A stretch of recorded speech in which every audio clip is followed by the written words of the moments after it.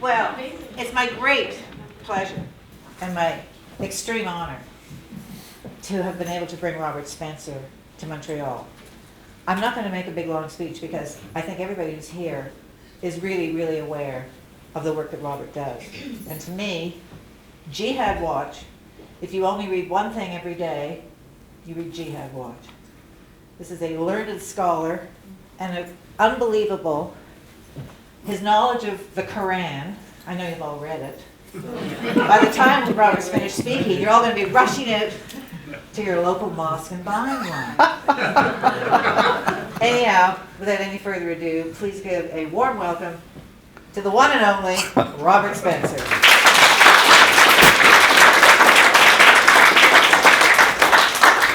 Thank you very much, and thank you so much for coming out to this very secretive meeting. And Another one. it has to be a clandestine secret meeting because, of course, of the way the political winds are blowing and some of the developments that have been taking place recently, particularly in regard to the freedom of speech. And I thought that it would be perhaps enlightening to some of you tonight if we discussed exactly what is going on in regard to the freedom of speech and what has happened to it and what is the attempt, what the Islamic entities in the world are attempting in regard to it. And this goes back many years. But I think epitomizing what's happening are several very emblematic incidents. One was on 9/11, when Mohammed Atta, one of the hijackers, probably the leading hijacker in terms of the visibility that he has attained since the hijacking, and I think everybody's probably familiar with his cold, dead eyes and his face and that photograph that surfaced after the attack. When he was piloting the plane that he had hijacked, and before he had crashed it into one of the World Trade Center towers, he went onto the speaker system and he said to the passengers, "Stay quiet and you'll be okay. Stay quiet and you'll be okay." And of course then he crashed the plane into the building.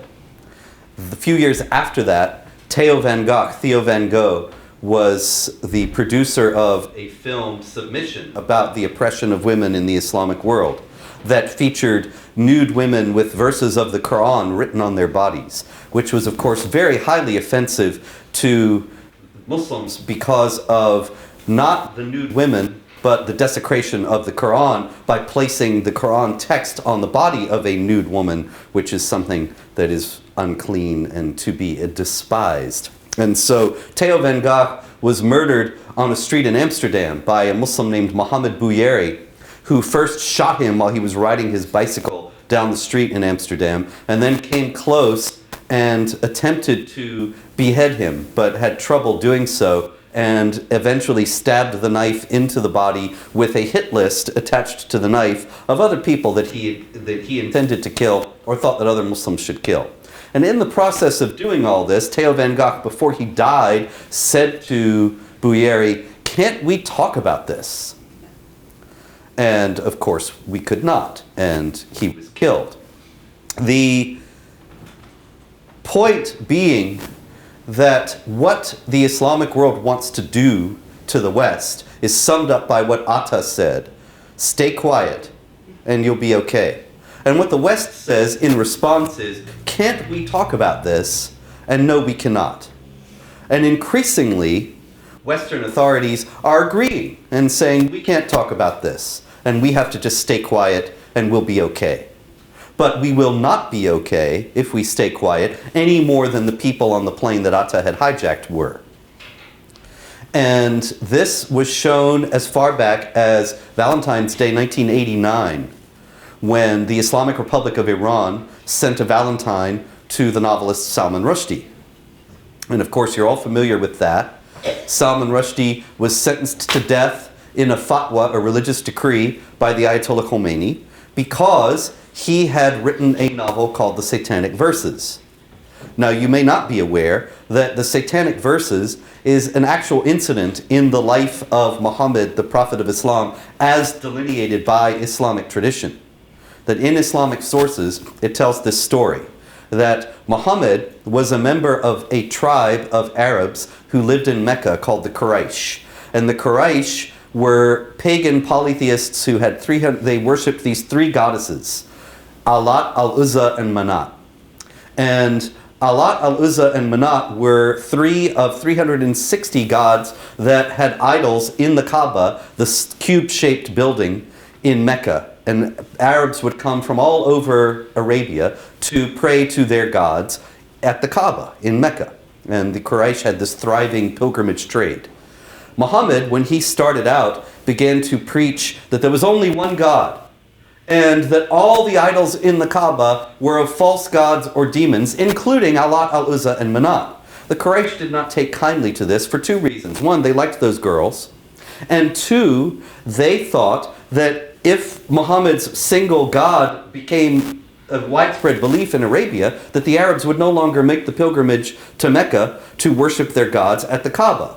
Of course, we know that Muhammad solved that problem later by making it into a Muslim shrine, but that would be skipping ahead of the story. Before that, he hit on another solution. And his other solution was he got a revelation, as he often did at crucial or convenient points in his career. And his revelation was, Allah said to him, "Have you considered Alat, Al-Uzza, and Manat, the goddesses of the Quraysh? They are the exalted cranes, the garanik. The garanik are cranes like the birds that fly overhead, and they fly very high, and they are worthy of veneration." This was in effect saying that they were the daughters of Allah, goddesses indeed, and worthy to be worshipped. He had known he was going to do this. The Islamic tradition is very interesting in how it reveals that Muhammad, insofar as he has any historical validity at all, but the stories portray a man who's really a rather self-conscious and very clever con man, because he had called the Quraysh together with the Muslims. And they were all there together in one room when he gets this revelation. So he knew it was coming. And the revelation comes upon him, and he goes into his trance, falls to the ground, froths at the mouth, doesn't seem to be aware of his surroundings, comes to, and he says, "Have you considered Alat, Al-Uzza, and Manat? They are the exalted Ghananik, worthy of veneration." And the Quraysh all say, "Hey, this is great. Now you've acknowledged our goddesses." And they all prostrate themselves and pray with the Muslims. And the next day, actually sometime later, Muhammad realized that he had based his entire case, all his preaching for years before this, on the idea that there was only this one God and all the other gods were false. And so, after that, he realized he had contradicted himself entirely. And so he had to come up with some way to reconcile the contradiction. So he said that Satan had actually inspired his revelation that the goddesses of the Quraysh were really goddesses. And he took it all back. And the Quran actually says now that there is no prophet that Satan doesn't interfere with his message. And so Satan gave him those verses, and they were struck from the Quran. And now if you read the Quran, if you open your Qurans to chapter 53, you will see that it says, in verse 19, "Have you considered Alat, Al-Uzza, and Manat," which is just how those verses started that he canceled. But then it goes on to say, "You have male children, and he," that is Allah, "has female children. That is indeed an unfair division." In other words, the Quraysh are crazy to say that Allah has daughters when human beings have sons, because everybody knows sons are superior to daughters. So it just becomes another misogynist passage in the Quran, but there's no trace of the earlier passage acknowledging that they were really goddesses. Now, the whole point of me telling this story is to say that the novelist Rushdie was basing his novel on a story that is in the Islamic tradition. And it shows Muhammad in a very bad light, even in the original. It shows him as acknowledging himself that he was inspired by the devil, which is not the kind of message that Muslims generally want to project about Muhammad. So Rushdie made this rather fanciful late 20th century postmodern kind of novel out of all this. But in the core of the story is this material about Muhammad being essentially inspired by Satan. So the Ayatollah Khomeini took umbrage and ordered that Rushdie be killed. And of course, in those days, this was the first salvo in what has become a very long war. And the West was absolutely enraged that the Ayatollah Khomeini would have the temerity to say that somebody should be killed for expressing himself, for creating a work of art, and for saying something that offended Muslims and put Muhammad in a bad light. But the Ayatollah Khomeini, of course, from his point of view, was simply enforcing Islamic blasphemy law. Islamic law mandates that if somebody mentions something impermissible about Allah, Muhammad, or the Quran, or Islam, then that person's life is forfeit. That person can and should be killed by anybody who has the opportunity to do so. And so you may recall Cat Stevens, you know? Yeah. Yes, Cat Stevens, who had recently at that time, right before all this, had converted to Islam. And he was interviewed on the BBC after the Khomeini fatwa. And he said and the BBC said, "What do you think about the Khomeini fatwa?" And expecting him to say, "Oh, this is terrible, and Islam is peace, and we abhor all this." And he said, "Oh, it's a wonderful thing," and he's absolutely right. And so the BBC interviewer was appalled. You can see this on YouTube. And he said, "So are you saying that if you were in a restaurant and Rushdie was at the next table and somebody came in to kill him, you wouldn't shield him, you wouldn't stop him and call the police?" And he said, "No, I would hold Rushdie down and make sure that the attacker got to him." And of course, this was even more appalling. Cat Stevens was roundly criticized for it, and there were very many great defenses of the freedom of speech at that time. But that was a long time ago. And since then, quite a lot has happened. One of the main things that happened after that shows how much things have changed since 1989 was in 2005, when the Danish newspaper Jyllands-Posten published a series of cartoons of Muhammad, most of which were completely innocuous, but one of which has become famous or notorious, and it was Muhammad with a turban in which there was a bomb. One of those classic cartoon bombs, you know, that you only see in cartoons, and that Bugs Bunny always had. Now, the bomb in the turban enraged Muslims to such a degree that once these cartoons were publicized in the Islamic world, and that in itself is an interesting aside to this whole controversy, because initially there was really hardly any response at all. But a Danish imam who was enraged about the cartoons took the original set of cartoons and he added 3 others. One of which was a man at a carnival with a pig nose around his face, strapped around his real nose. And the Danish imam said that this was a cartoon of Muhammad as a pig, which it was not, in fact. And several others that were a little bit more edgy, a little bit more directly offensive to Muslims than the ones that had actually run in the paper. And he took them, added them into a dossier that he made of these cartoons, and went around the entire Islamic world saying, "You ought to do something about this. You ought to be enraged about this."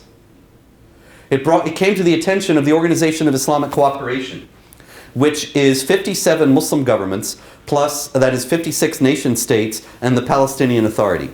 Since the collapse of the Soviet Union, the Organization of Islamic Cooperation has been the largest voting bloc at the UN. It essentially controls the UN.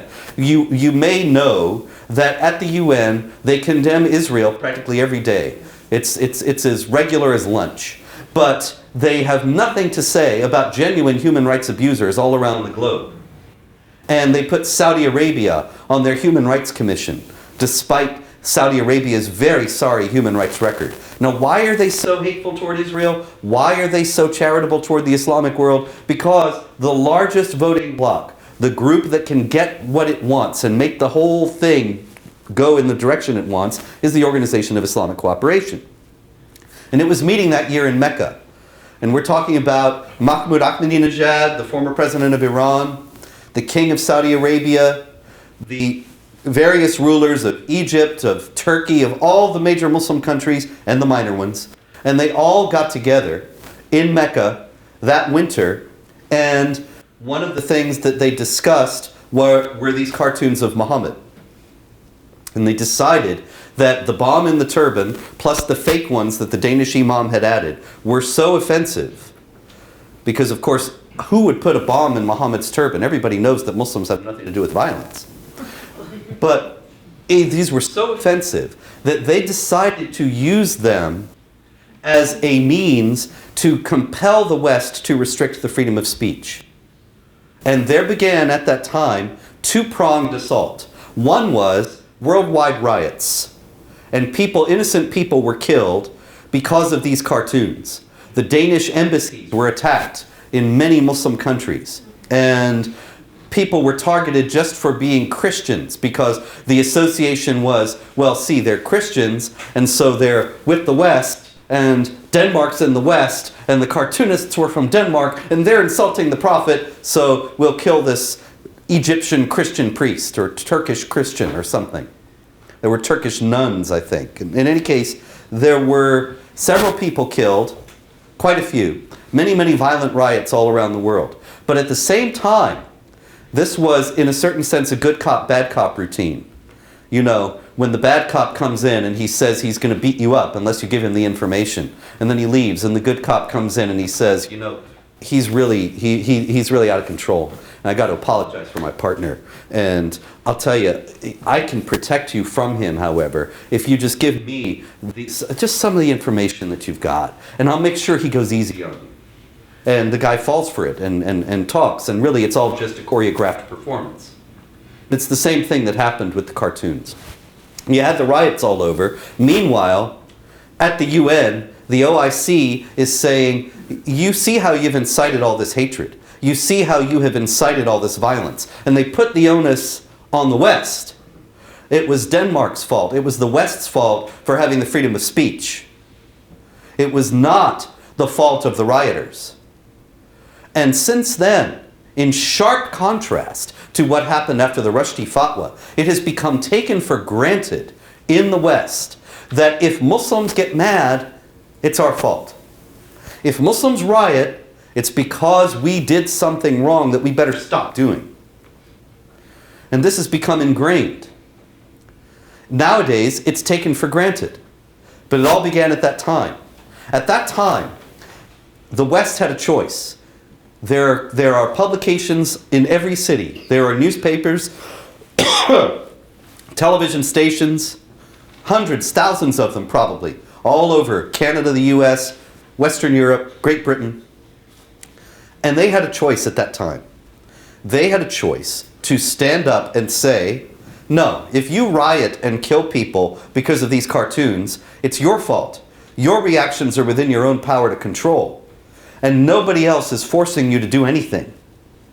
And if I were to come up to you and say, you know, you're a really terrible person and you disgust me, you could hit me, or you could say, well, you're crazy, I don't even know you. Or you could walk away, or you could laugh, or you could do 100 other things, but it's up to you what you do in the face of any provocation. It's not up to me, no matter what I say or do. And so the West could have reinforced that principle, as it did at the time of the Rushdie fatwa, by printing the cartoons in every paper in the world, printing the cartoons in solidarity with the Jyllands-Posten, and saying, we believe in the West in genuinely pluralistic societies. What is a pluralistic society? Pluralistic society is one in which people have different views about core principles. And we're never going to agree on those core principles. And so we have two choices.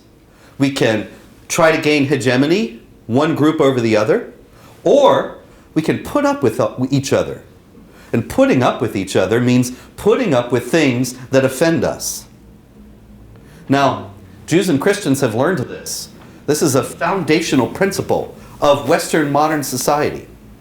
And Jews and Christians have learned this very well, and they know that there are going to be people who insult people who Jews and Christians take very seriously and revere, and they do that. That's their business. And we live in this society where we all live together with different points of view in harmony. But the other alternative, of course, is for one group to gain hegemony over the other, to attempt to do so, and that means that the other groups have to bow to its own perspective and accept its perspective as being paramount, which is not a pluralistic society. Once one group's point of view becomes enshrined as the one to which everybody else must bow, well, then you don't have a pluralistic society anymore. Then you have an Islamic society or a Christian society if those are the people in power, or whoever, or a communist society. So what is at stake here is the foundation of what makes Western civilization so great. What makes for people, for the first time in the history of the world really, what makes it possible for people of vastly differing perspectives to be able to live with one another in peace, which is a basic level of mutual respect and no attempt for one group to gain some kind of illegitimate hegemony over the other, which is not to say that there's not always the exchange of ideas and the the marketplace of ideas, which is well named because they are being sold and people are free to buy or not to buy. But when they're not free to buy and not to buy anymore, that's when we're in trouble, and it's no longer a free society. And this is what's at stake here.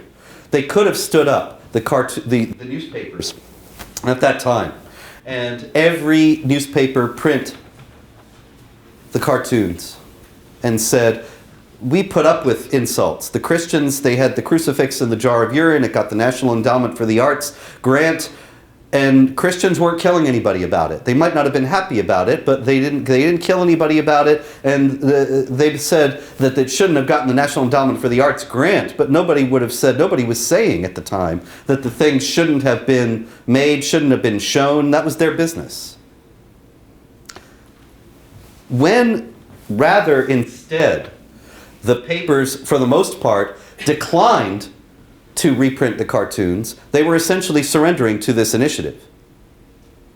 And they were saying, you can get us to do what you want by rioting and killing and threatening us.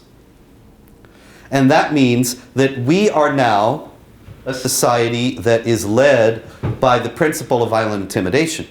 That if you want to get the West to do what you want, then riot and kill. And then the West will fall into line. And this principle, unfortunately, has been abundantly reinforced since then. And it only enables the violent intimidation and asks for more. But it's not just about bullying.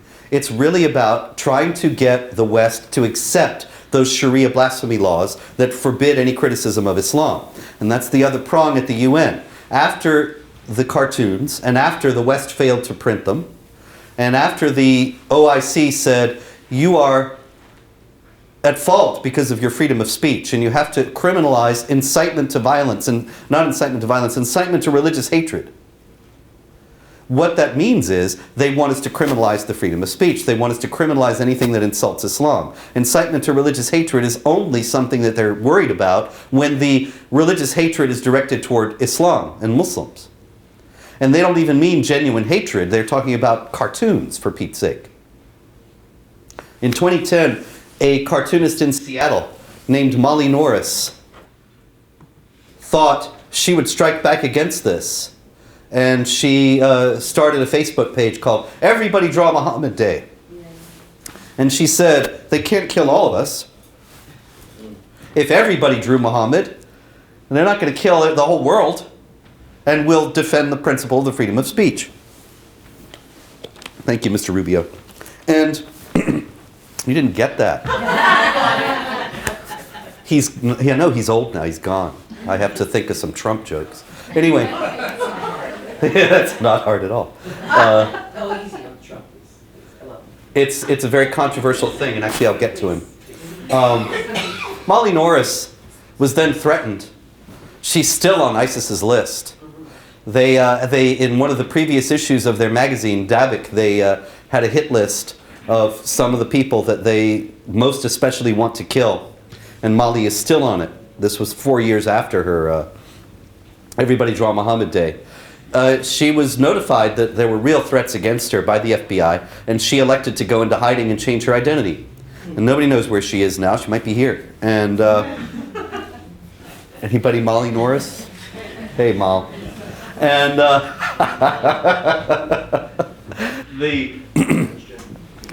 once again, the principle was reinforced that the West is no longer willing, as it was with Rushdie, to stand up for the principle of the freedom of speech. Molly Norris should have been immediately accorded protection by the US government, immediately surrounded by 24-hour protection, and immediately become the hero of the so-called free media, and immediately celebrated in the New York Times and the Washington Post and CNN and everywhere else, and should have been used as a linchpin to explain to people why the freedom of speech is so important, and why, if you give way on it, you're just opening the door to tyranny and destroying a free society. You cannot possibly have a free society without the freedom of speech. If there's one group that can say that you cannot insult us, you cannot say anything that we dislike, well then they are in power. They can do whatever they want, and nobody can stop them. Because what could you possibly say? You say, well, you know, we don't really like what you're doing here. We oppose your views. And they'll say, well, you see, you're inciting to hatred against us. And that's exactly what the Islamic groups have been doing in the US, in Canada, in Western Europe, all for decades now.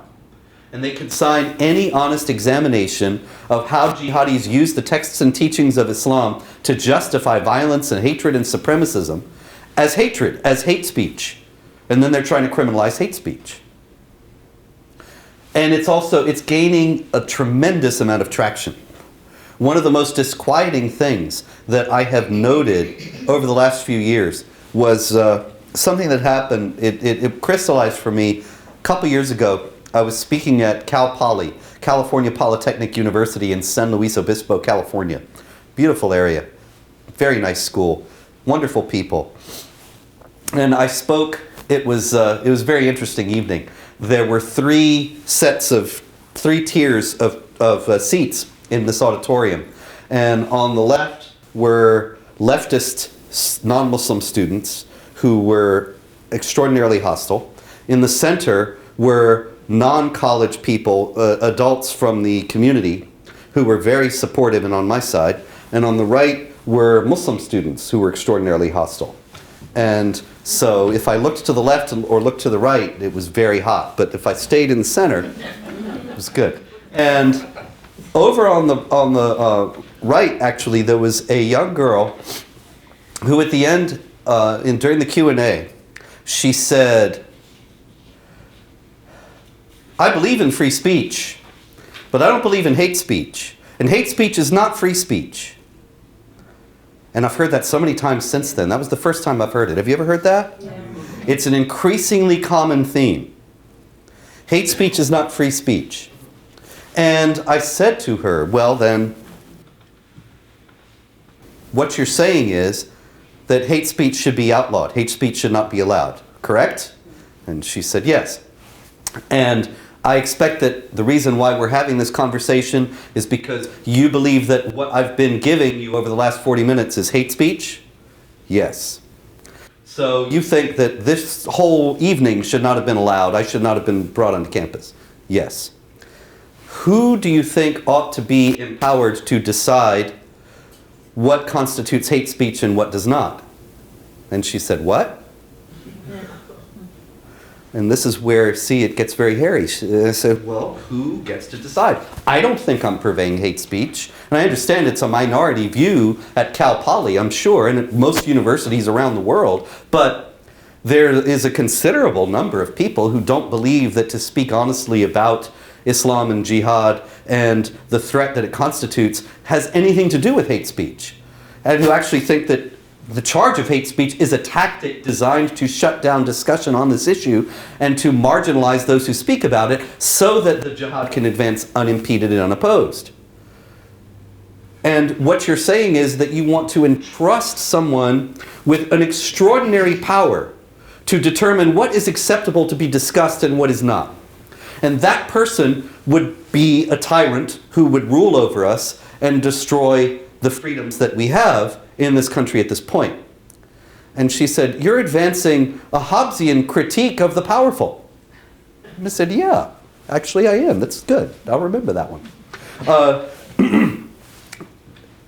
If we give way to this, then everything is gone. Then the jihadis can advance and nobody can say a word. Because one of the most insidious things that the OIC has done over the last 10 years is in their Islamophobia observatory that they have. I really hope it's a brick and mortar building somewhere, you know, with all sorts of telescopes looking for us and observing. Oh, there's Spencer. Look, he's walking down the street. And anyway, the Islamophobia Observatory publishes a report every year about Islamophobia. And in it, they include the attacks, genuine and spurious, faked and real, attacks on innocent Muslims that creeps and louts and thugs sometimes perpetrate. And there's no supporting that. Nobody is calling for attacks on innocent people of any kind in any place. But they conflate those with honest discussion of the motives and the goals of jihad terrorists. And anybody who, like me, shows, well, see, the jihadis, it's not really that they're poor and uneducated, it's that they're following the Quran, which says to fight the unbelievers and subjugate them under the rule of Islamic law. They say that's just as much Islamophobia as some idiot who grabs some lady's hijab and says, "Get out of our country." And of course, there's really no comparison and no connection whatsoever. But the idea is to advance the proposition that any discussion of the motives and goals of the jihadis is hate and has to be eschewed as a result. And of course, what's the ultimate goal then?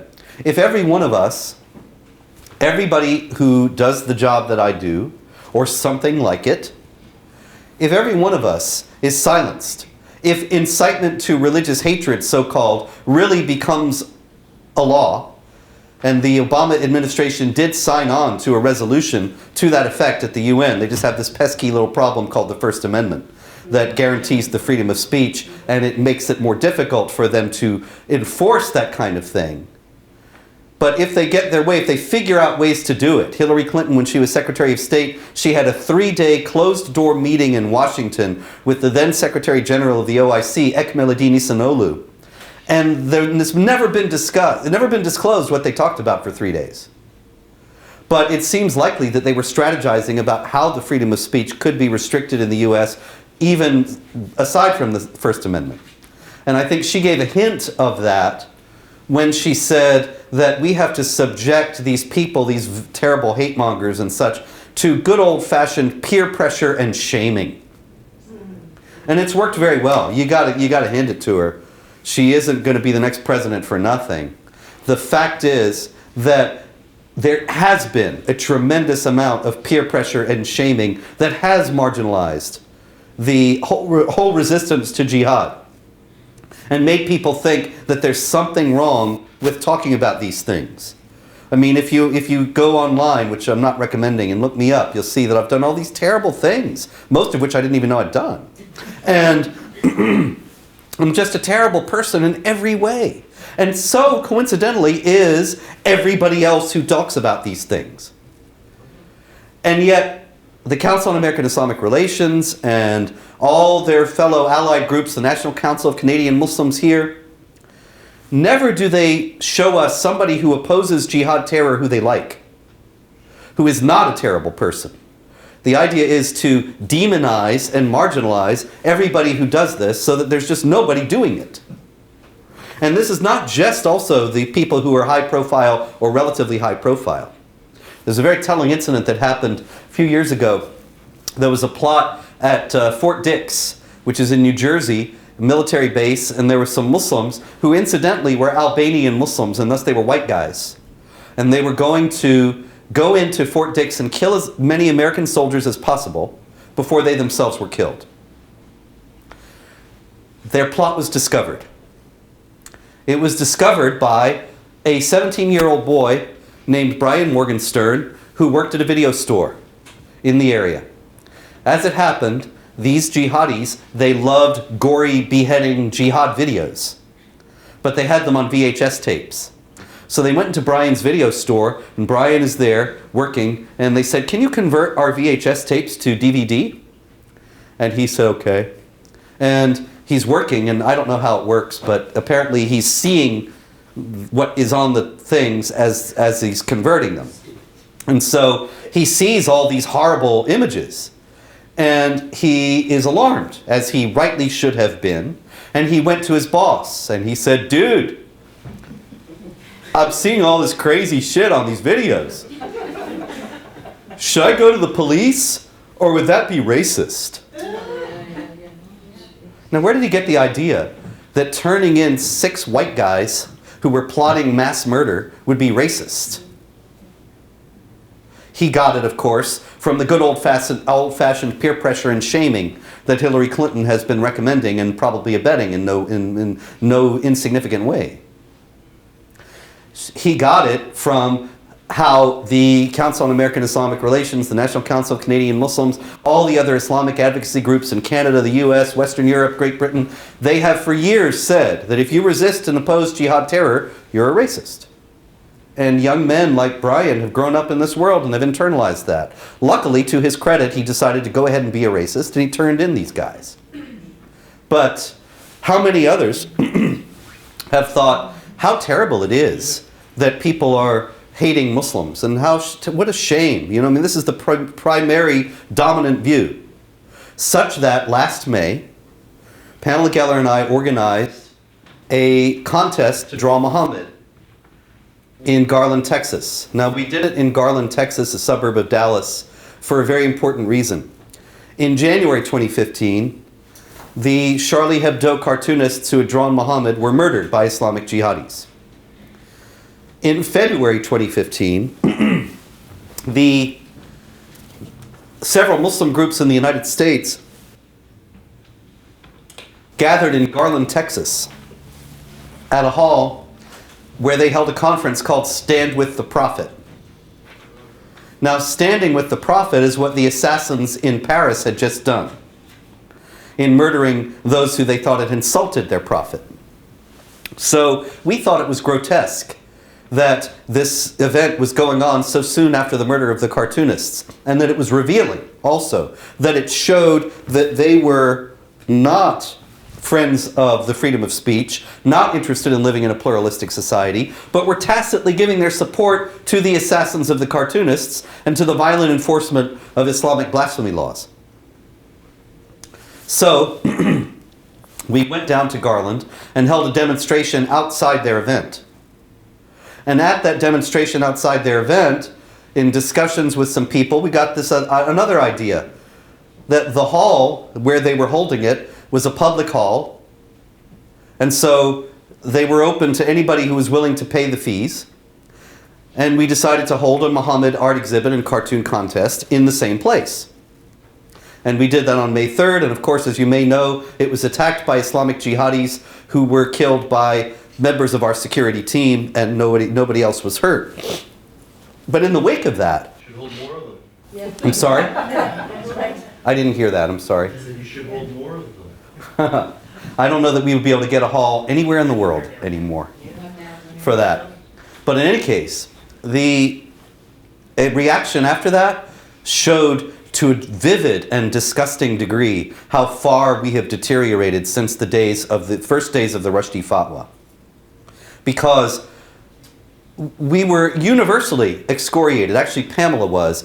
Even though both of us organized the event, she is obviously far prettier than I am, and just as articulate or more, and so she was the one that the event was ascribed to, and she was subjected to universal opprobrium and abuse. Yeah.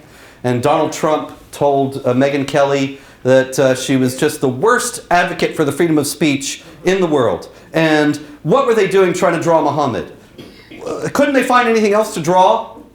Well, we weren't there to draw. He should have known that. We were there Because when they kill people for drawing Muhammad, we have two choices, and only two choices. We can draw Muhammad, or we can surrender. We can draw Muhammad, or we can say, yes, you can kill us, and by killing us, get us to do your bidding, and we will surrender and accept your sensibilities, and we will not draw Muhammad. Those are only two choices. Either stand and do what they don't like. And the American authorities, the American government should have been protecting us because they should have recognized the principle at stake. Or surrender. And say, yes, you're going to kill us if we draw Muhammad? Okay, we won't draw Muhammad. That's it. There's no other choice. So, Donald Trump indicated in that he didn't understand about the threat to the freedom of speech, the gravity of the threat, the importance of the freedom of speech itself, and how vital it was to defend it on particularly these grounds. And so, it wasn't just him though, I'm not picking on him in particular, although he's eminently pickable. The whole intelligentsia of the Western world seems to have lost this understanding. And to be willing to surrender on this point. And it is now government policy at the highest levels in the United States, in Canada, in Great Britain, to consider any exploration of the Quran, of Muhammad's life, of Islamic doctrine, as regards to terrorism, as being something hateful and a manifestation of racism and bigotry to be stamped out. And even to be considered to be on a par with Islamic terrorism itself, and an equal threat. And you will find it's not hard to find at all studies which say we have to fight against all forms of extremism. Anti-Muslim hate, which means criticism of Islam in regard to how it incites violence in a genuine way. And Islamic, well, they don't call it that, of course, violent extremism, which means Islamic terror. And so, at this point, this is the struggle that is going to come to a head. And it's going to come to a head one way or the other. At a certain point, there are going to be people in the West who are going to understand the importance of the freedom of speech for a free society and defend it, or we're going to surrender and become essentially Sharia tyrannies. But they are going to keep pressing until they absolutely put forward all of Islamic law. And they're not going to stop trying to compel us and intimidate us into accepting it all. And so at a certain point, authorities in the West are going to have to draw the line and say no more.